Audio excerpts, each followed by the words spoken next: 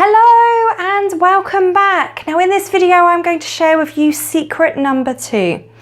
Have you ever worried about saying no to somebody or refusing a request because you're really concerned that that's going to come across as rude, the other person's not going to like you, they're going to get upset, and then you're going to feel guilty?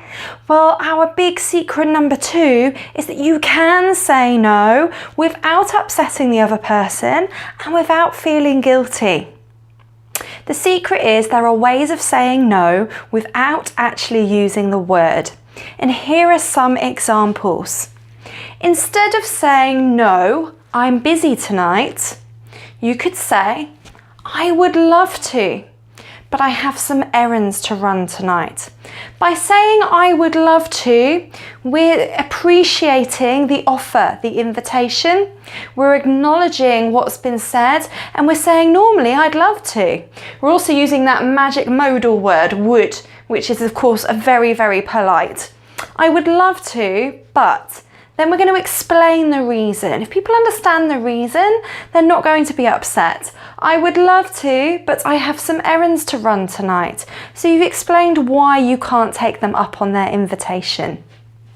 Here's another example. Instead of saying, "No, I can't do that," you could say, "Unfortunately, I'm not available." So to say that you're not available or that you're unable to do something is much better than just saying that you can't. "No, I have plans," or "No, I have plans tonight." You could say, instead of that, "I'm afraid I can't change my plans because I have something really important to do." So again, that magic word "because." You're explaining the situation. You're not just a flat no, you're actually explaining why you can't do that thing. "I'm afraid" it's kind of another way of saying "unfortunately" or "I'm sorry," and again, it's a really polite way of expressing it. Instead of saying "No, you can't work here," you could say something along the lines of, "I'm sorry to say that your application to work with us has been declined." So you're taking out the word "you," because remember the word "you" is very direct, and when we're being polite we want to be as indirect as possible. And we're also using the word "I'm sorry," and we're starting the sentence with the words "I'm sorry" as well to make that sorry really powerful.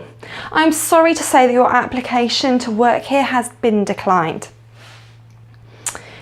"No, I don't agree with you." Now that's quite direct, and also again you've used the word "you." So let's change that up a little bit and we can say, "With respect, I have to disagree." Using the words "I have," it's like you've got no other option, and that's the way you're explaining yourself. And you've said "I have to disagree." You haven't said "I disagree with you." You've made it less direct by taking the "you" away. And here are some ways in which we can express thanks. If we express thanks and we say "thank you for the invitation," first of all, then that is a really polite way of rejecting somebody's offer. So you could say, "Thank you, that's so kind, but," "Thank you, that's so kind, but I already have plans this evening." By using the word "so," it's being even more polite because you are really qualifying the word "kind." You're saying how kind they've been. You're appreciating the offer, but then you're explaining why you can't do it. Or you could say, "I'm so sorry, but," "I'm so sorry, but I already have plans tonight."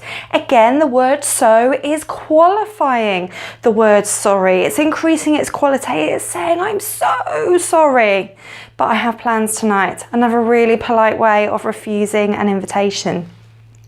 Or, "I think I'll leave it, but thank you anyway." Using the word "think" gives a little bit of uncertainty. Again, that's a way of being a little bit less direct with our language by making it a little uncertain using words like "think." "I think I'll leave it for now, but thank you anyway." And again, saying thank you, you are expressing your thanks for the invitation, but you're explaining why you can't do it.